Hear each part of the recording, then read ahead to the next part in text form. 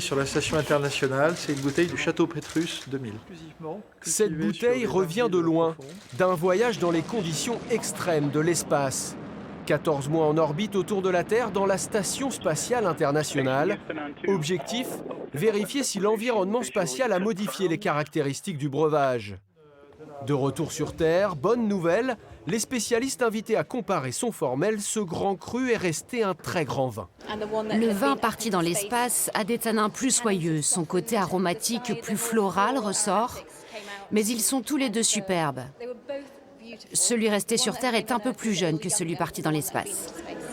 Depuis février, ces 300 sarments de vigne Merlot et Cabernet Sauvignon ayant eux aussi fait le voyage sont analysés à l'Institut de la vigne et du vin.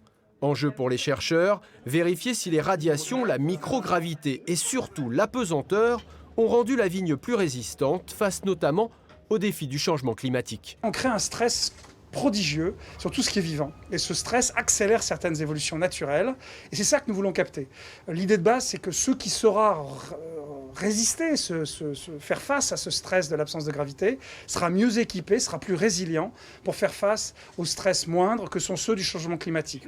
Prochaine expérience de ces missions spatiales hors du commun, tester la fermentation en apesanteur.